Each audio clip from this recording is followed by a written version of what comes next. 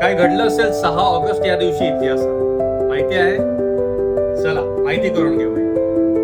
6 August 1825 रोजी Bolivia देशाने Spain पासून स्वातंत्र्य घोषित केले. स्वातंत्र्य लढ्यातील महान नेते सिमॉन बोलिव्हार यांच्या सन्मानार्थ देशाला बोलिव्हिया हे नाव देण्यात आले. 6 ऑगस्ट 1862 रोजी मद्रास उच्च न्यायालयाची स्थापना झाली. भारतातील सर्वात जुन्या उच्च न्यायालयापैकी हे एक असून दक्षिण भारताच्या न्यायव्यवस्थेत त्याचे महत्त्वाचे स्थान आहे.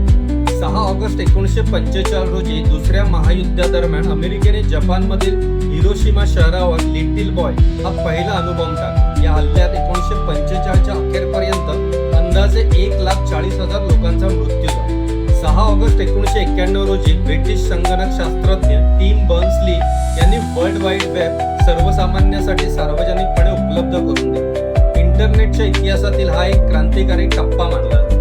अशा रोचक इतिहास माहिती जाणून घेण्यासाठी आपल्या व्हिडिओला लाईक आणि चॅनलला नक्की सबस्क्राईब